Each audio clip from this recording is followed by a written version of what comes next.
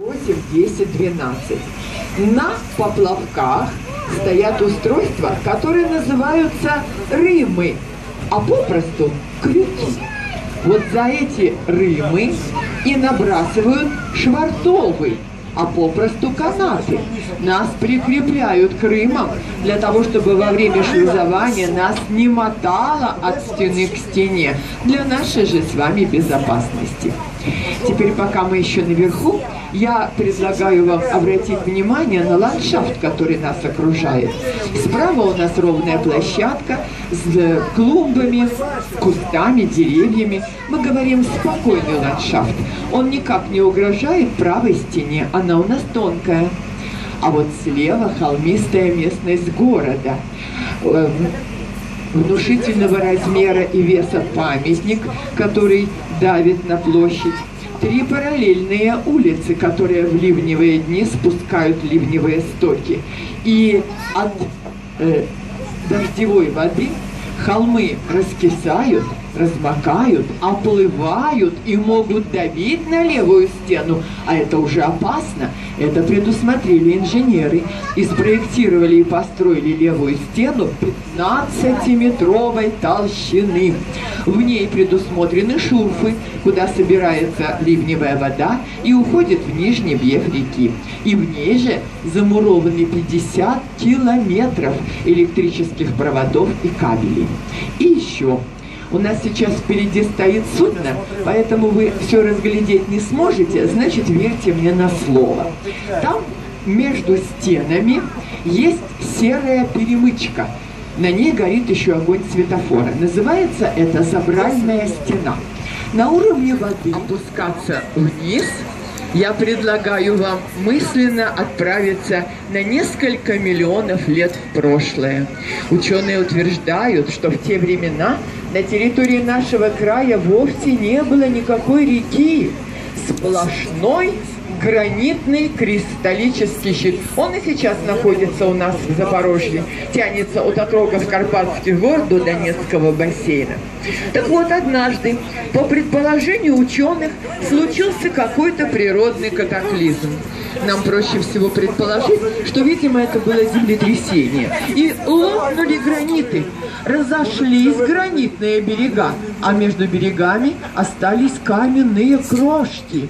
То, что мы потом будем называть порогами. Прошло еще много времени, тысячелетия. И вдруг в болотах Валдайской возвышенности, это в России, а точнее болото Аксенинский мох, появился маленький ручеек. Он пробежал по территории будущей России, заглянул на белорусские земли, потом на Украину и нашел себе место в этом овраге. Петляя, по пути набирая воды малых рек, он становился все глубже, все полноводнее и добежал до самого Черного моря. 2285 километров напетляла наша река. Вы знаете, возможно, вы читали другой километраж, где сказано 2201 километр. Я объясню вам это несоответствие. Дело в том, что я сказала, река напетляла 2285 километров. А в интернете сказано, что после строительства каскада электростанций спрямили фарватер. И по фарватеру получился другой километраж. Так вот, прошло еще какое-то время, и вдруг от левого берега откололся кусок земли внушительного размера. И река сразу поделила свои воды. Часть воды отдала в левый рукав, мы его стали называть Новым Днепром, а часть воды осталась в первоначальном русле, правый рукав или Старый Днепр. И вот между этими двумя рукавами и оказался тот кусок земли, который мы сегодня называем островом Хортица. Нашу реку сразу же облюбовали для своих путешествий с торговыми целями древние греки. Они возили свои товары в Россию и в скандинавские страны, и именно греки заметили, что вода в реке течет с севера, и стали называть нашу реку «текущая севера», а на их языке это звучало «Борисфен». Древние римляне тоже путешествовали по нашей реке. Они в амфорах возили оливковое масло, вино, благовония, это духи по-нашему, пряности, шелка. Римлян поразило другое. Они обратили внимание, как вода бурлит и падает с порогов, и стали называть нашу реку Донаприсом, а в переводе с их языка «падающая река». Славяне, которые позже населяли побережье реки, стали называть ее Славут, а Славутич мы называем Днепр. И вот все бы хорошо, если бы не эти пороги. Сколько кораблей поразбивалось на них, сколько товаров затонуло, сколько экипажей не вернулись домой. И вот, когда на престол встал Петр I, а он занимался обустройством нашей страны и очень хотел сделать выходы к двум морям, к Балтийскому, чтобы торговать со странами Западной Европы, и к Черному, чтобы торговать со странами Средиземноморья. С Балтийским морем он разобрался, окно в Европу прорубил. А вот на пути к Черному морю мешали пороги. И тогда Петр вызывает шлюзового мастера капитана Джона Перри, посылает его в командировку на Запорожье. Заметьте, города тогда еще и в помине не было. Эта местность издавна так называлась. Побывав в командировке, Джон Перри возвращается к Петру и заявляет: «Мы эти камни повзрываем». И что вы думаете? Попытки взрывов были, но они были ничтожно малы и безрезультативны. Мало того, же 4. Люди, которые остались у нас жить, справедливо требовали жилья. У нас тогда же разросся жилой фонд города, а это уже 5. А 6 – это то, что мы гениально просто рассчитали с теми порогами, которые столько веков терроризировали путников.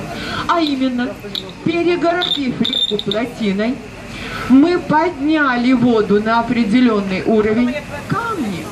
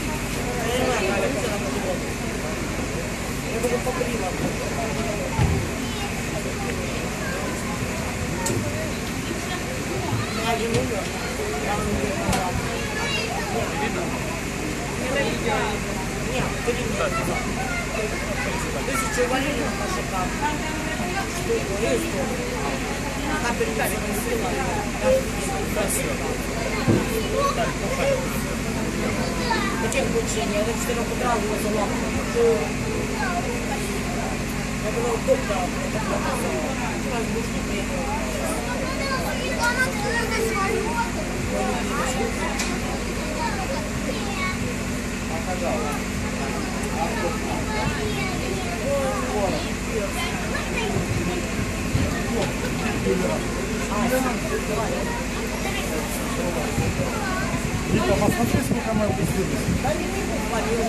Смотри, ты же даже не увидишь их всех. Кого же должна там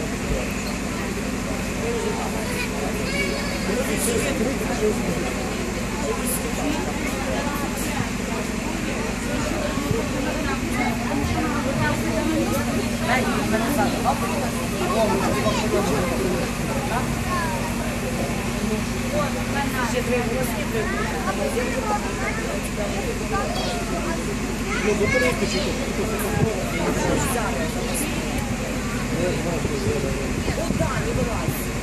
Почему-то батарейка не собралась.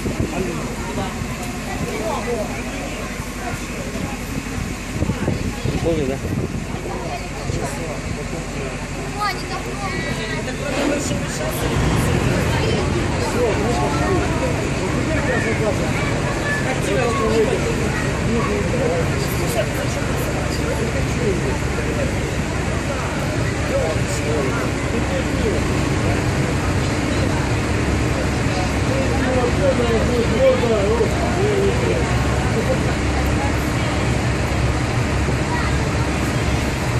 Наконец-то я увидел, что такое.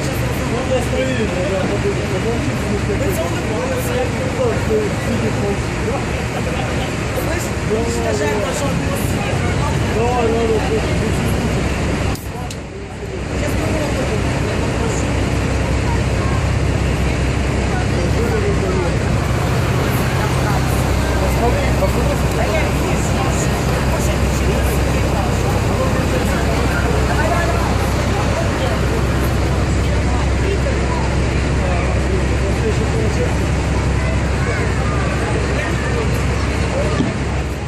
Итак, я, кстати, сказала, что впереди судно, я ошиблась. Поэтому, ну, вы и так все наблюдали, значит, все было правильно.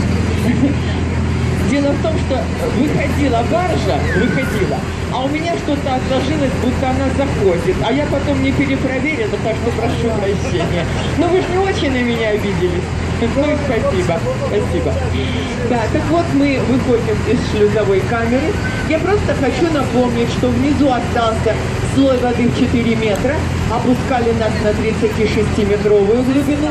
Сзади остались ворота 124-тонные и 15-метровой толщины стена. Справа и слева сейчас заросшие травой и мхом, ракушками. Это нижние ворота весом 775 тонн.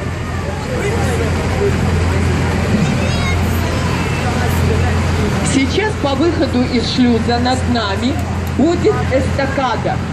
Немногие даже запорожцы, я имею в виду местные жители, знают, насколько это уникальное сооружение. Собранное из ортотропных плит, да, нам помогали строить ее мостостроители из Киева, института имени Патона. Эта эстакада соединяет проспект Ленина и плотину. А справа вы видите водопад. Эта вода стекает с фонтанчиков, которые находятся справа в скверике. И смотрите вправо, стена с ажурными выбоинками. Это прямолинейный пал, который указывал капитанам, куда вводить суда в трехкамерный шлюз. Я вам уже говорила, что в нерабочем состоянии на сегодняшний день, а 1 мая 1933 года с нижней воды, вот мы сейчас с вами на нижней воде, пароход «Софья Перовская» вошел в шлюз, обновил его и открыл сквозное безопасное судоходство. Вот справа сзади у нас остаются серо-вишневые раскрытые ворота трехкамерного шлюза. А в 80-е годы в скале, которую вы видите слева, прорубили однокамерный шлюз, из которого мы с вами только что вышли. Слева наверху вы сейчас увидите здание, облицованное белым инкерманом.